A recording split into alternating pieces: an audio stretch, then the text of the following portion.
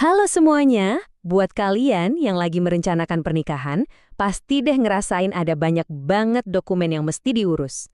Nah, kali ini kita bakal fokus ke satu dokumen yang sering banget jadi pertanyaan, apalagi kalau kalian berencana nikah di luar kota domisili.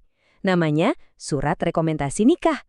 Tenang, kita bakal bedah tuntas di sini biar semuanya jadi jelas dan gampang. Pernah nggak kepikiran buat ngadain akad nikah di kampung halaman? Atau mungkin di kota tempat pasangan kalian tinggal sekarang?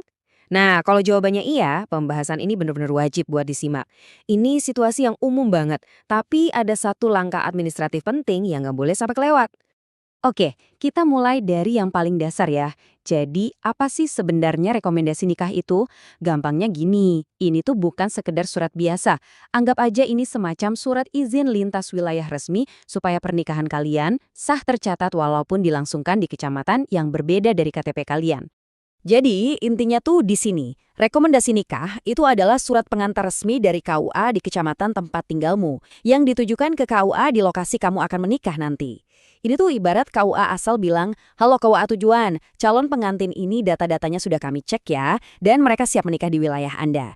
Jadi ini semacam jembatan komunikasi yang krusial banget antar instansi. Terus kenapa sih surat ini jadi penting banget?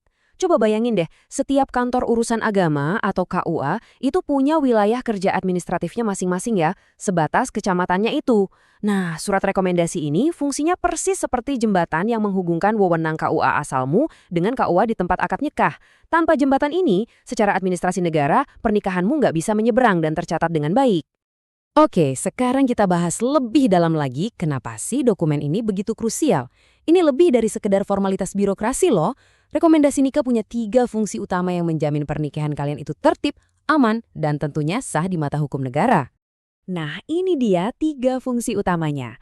Pertama, verifikasi data. Ini buat memastikan semua syarat sudah terpenuhi dan nggak ada masalah legal. Contohnya kayak status perkawinan kalian. Kedua, koordinasi antar KUA. Ini penting buat mencegah pencatatan ganda atau masalah administrasi lainnya. Dan yang ketiga, pengawasan. Ini adalah cara negara memastikan pernikahan kalian tercatat dengan benar. Intinya, semua ini demi melindungi status hukum pernikahan kalian di masa depan. Baik. Setelah tahu apa itu rekomendasi nikah dan kenapa ini penting, sekarang kita masuk ke bagian yang paling praktis, gimana cara dapetinnya. Tenang, prosesnya cukup jelas kok dan gampang diikuti. Yuk kita lihat langkah-langkahnya satu persatu. Pertama-tama, siapin dulu amunisinya. Yang ada di layar ini adalah dokumen-dokumen yang paling umum diminta. Tapi ada tips penting nih, sebelum kalian ke KUA, coba deh telepon dulu atau cek website mereka. Kadang-kadang ada syarat tambahan yang spesifik buat daerah itu.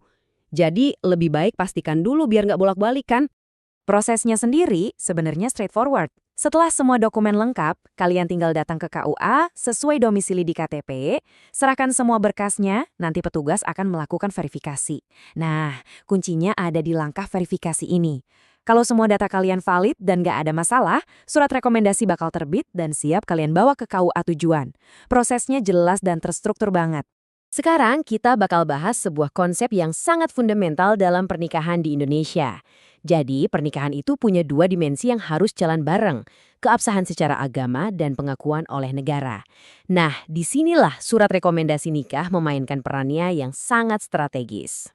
Coba perhatikan perbandingan ini. Pernikahan kalian itu bisa dianggap sah secara agama kalau semua rukun dan syarat nikahnya sudah terpenuhi. Tapi untuk diakui oleh negara dan dapat perlindungan hukum, seperti hak waris atau nanti buat ngurus akte kelahiran anak, pencatatan resmi itu hukumnya wajib. Nah, rekomendasi nikah ini adalah salah satu gerbang utama menuju pencatatan resmi itu.